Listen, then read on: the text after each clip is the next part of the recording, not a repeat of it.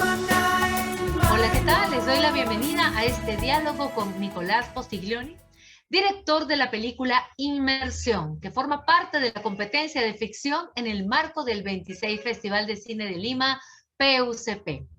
Primero, quisiera agradecer a nuestros presentadores, el Ministerio de Cultura del Perú, la Fundación BBVA y al Gran Teatro Nacional, a nuestro patrocinador France 24 y al Instituto Nacional de Radio y Televisión del Perú, IRTP, a nuestro auspiciador, El Comercio, también a nuestros colaboradores especiales, la Embajada Suiza y la Embajada de Francia en el Perú, y a Ejeda por el licenciamiento al festival. Bienvenido, Nicolás, gracias por estar aquí. Gracias por la invitación, Katy. Bien, el público quiere saber todo sobre tu película, así que comenzaré con algunas preguntas. Quisiera que nos cuentes de dónde y cómo surge la idea para trabajar la historia de tu película Inmersión y cómo fue ese proceso creativo. Bueno, primero, gracias a la gente que asistió a ver la película. Creemos que es una película muy latinoamericana que puede ser interpretada por muchos países de Latinoamérica de una forma muy personal y muy coherente. Entonces, gracias por ir. La idea para Inmersión nace desde la frustración de no poder hacer proyectos más grandes. Fíjate, fue un poco así. Se pensó como una película chiquita de pocos personajes, todos en un lugar.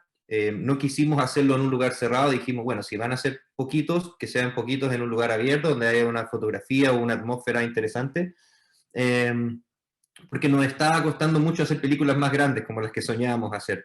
Entonces nos fuimos por un proyecto más chico. Inmersión nos parecía que podía tener un poco todos los ingredientes sin ser un despliegue gigantesco de producción.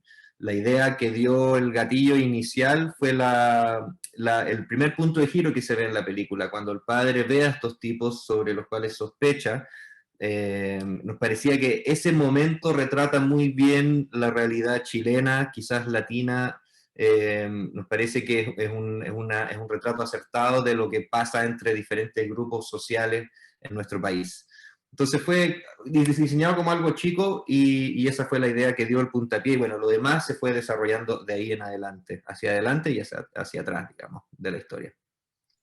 Bueno, menos mal que pensaron en algo chico. Sí, pues ahí nos dimos cuenta que no era Porque, tan chico. porque es un proyecto que se ve bastante grande, ¿no? Mira, especialmente en Inmersión me interesa que nos cuentes cómo fue tu proceso de trabajo con los actores y las actrices. En tu elenco cuentas con Alfredo Castro, un actor con una extensa e importante trayectoria. ¿Nos puedes contar un poquito de tu experiencia en dirección de actores durante el Sí, rodaje? sí, bueno, yendo bien al inicio, Alfredo se sumó muy temprano al proyecto. Desde el guión ya estaba arriba, digamos. Nos ayudó a postular a los fondos nacionales de cultura, con su presencia, digamos. Tenerlo a bordo fue muy importante para generar interesados.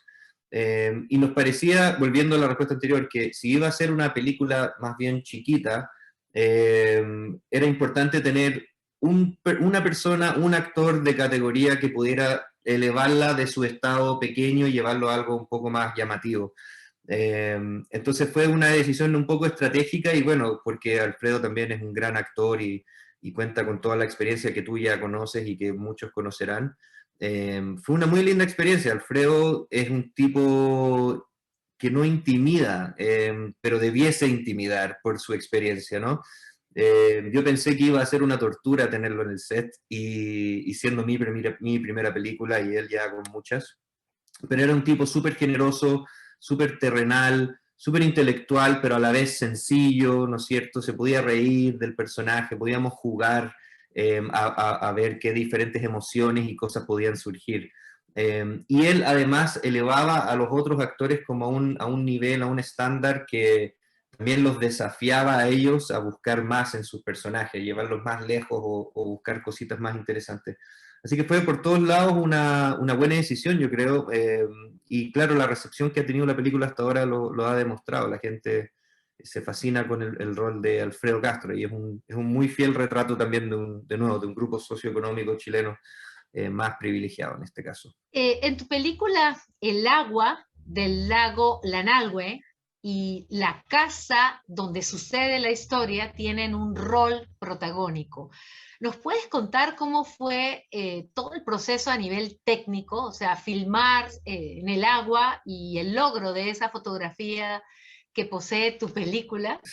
Sí, fue pensado muy estratégicamente de nuevo, porque no teníamos muchos recursos, entonces pensamos en encontrar algún lugar que pudiera llamar la atención y ser atractivo sin tener que invertir una gran cantidad de dinero, ¿no es cierto? Entonces, la naturaleza del sur de Chile siempre cumple bien ese propósito.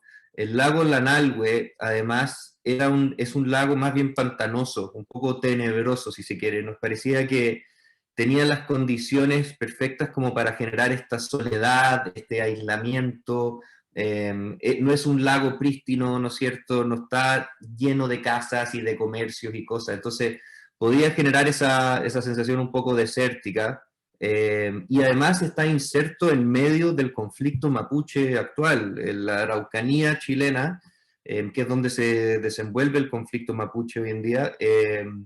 Tiene como una de las capitales es el lago Lanalhue y los pueblos que lo rodean. Entonces nos parecía acertado también hacer un retrato un poco más fiel del conflicto que se vive entre el hombre blanco y el mapuche y acercarnos un poquito a ese tema, por más que no era el tema central de la película. Y el lago justamente se pensó así, se fue generando eso un poco en la edición. Digamos, hay una ironía especial que en estar en un espacio muy grande, muy abierto, donde tú puedes ver todos los horizontes, pero no puedes escapar porque estás bloqueado por el agua. Entonces, esa sensación de encierro irónico, porque en realidad estás en un lugar abierto, era algo que la película explora y que nos parece que genera como una claustrofobia muy interesante.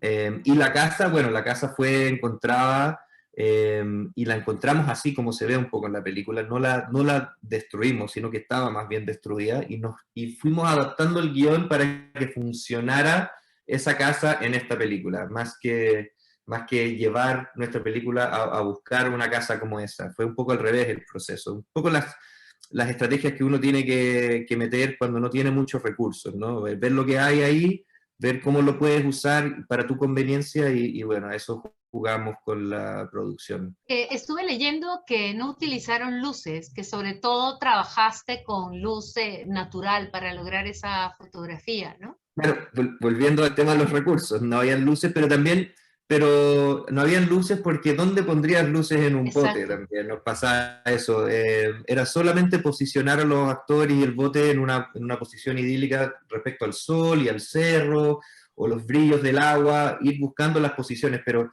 ahí se presentó uno de los mayores desafíos que nosotros Exacto. no conocíamos en el momento que estábamos saliendo a grabar, que filmar en el agua es muy difícil, porque el agua es como un vacío, tú no puedes atravesarla, no puedes pelear contra ella, ¿no es cierto? El agua te destruye cualquier plan, si quiere, el clima, la lluvia, el viento, el sol, el calor, el frío.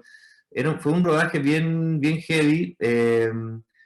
Perdí el hilo de la pregunta, pero iba un poco por lo mismo. Sí, fue un gran desafío lo del agua y la fotografía Y se la tuvo que fotografía, adaptar claro. sobre la marcha a eso, ¿no es cierto? Tuvieron que ponerse las pilas bien rápido. Y cuéntame ya para terminarla, esta es la última pregunta porque tenemos ya el tiempo en contra. El trabajo para lograr el miedo. Por allí estuve escuchando una entrevista con una de tus actrices y hablaba de que sentía mucho frío y que utilizaron ese frío a favor de la película.